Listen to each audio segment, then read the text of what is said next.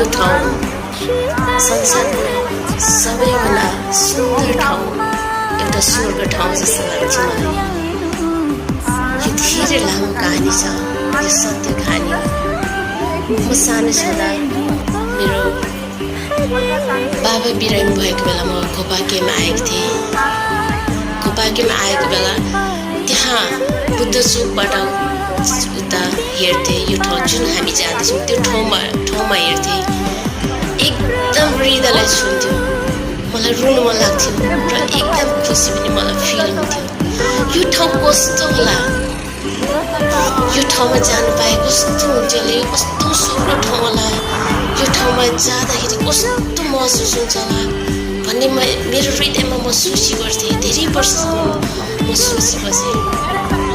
अनि अचानक म एक दिन त्यहाँ पुगेँ। त्यहाँ जानेलाई मैले धेरै सोचहरू बनाएँ, तर म पुग्न सकिनँ।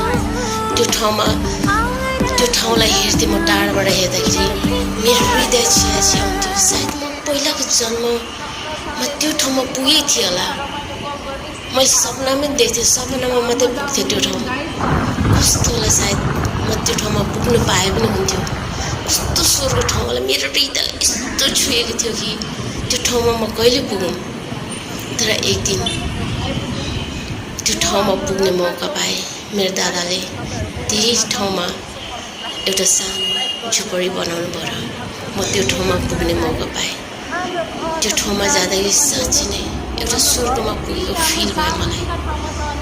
मेरो हृदय नै छुयो। सायद म एकदम यति माया, थाहा छैन, त्यो ठाउँ यति माया लाग्यो कि सायद म पहिलाको जन्ममा यो ठाउँमा आइपुगेको थियो होला भन्ने मैले त्यस्तो महसुस भयो।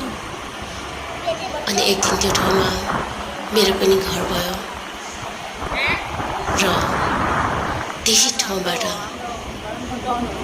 मैले परमेश्वरलाई पाएँ। सायद त्यो ठाउँमा परमेश्वरको बास रहेछ र मेरो हृदयले साँच्चै नै त्यो ठाउँलाई स्वर्ग जस्तो देखेको होला। परमेश्वरलाई धन्यवाद भन्दछु। त्यही ठाउँबाट परमेश्वरको राज्यमा उपस्थित हुन पाएँ।